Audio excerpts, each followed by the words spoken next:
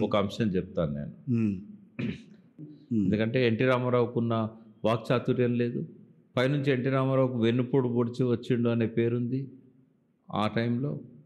తర్వాత నిత్యం కరువు, ఆ 3 సంవత్సరాలు కరువు, ఆత్మహత్యలు పెరిగిపోయినాయి, నక్సలైట్లది ఎక్కువైపోయింది, యెస్. ఎన్కౌంటర్స్ ఎక్కువైనాయి, యెస్.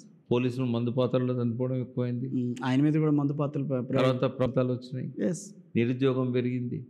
ఈ అన్ని ప్రతికూల అంశాల నుంచి ఎట్లా బయటపడాలనే కాడ ఆ డబ్బును ఎక్కువగా తీసుకొచ్చింది చంద్రబాబు నాయుడు.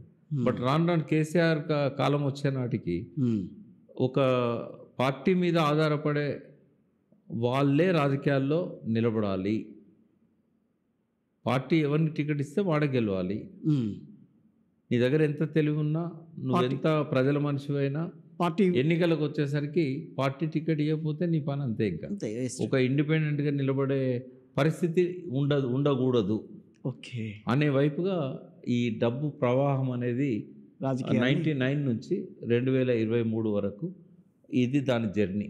రైట్. 24 సంవత్సరాల్లో సక్సెస్ఫుల్గా ప్రజల కోసం పనిచేసే వాళ్ళని ఎలిమినేట్ చేసే కాడికి తీసుకొచ్చాను. సో ఒక డిస్కషన్ అయినప్పుడు నేను ఉన్నాను అక్కడ. ఇప్పుడు 2006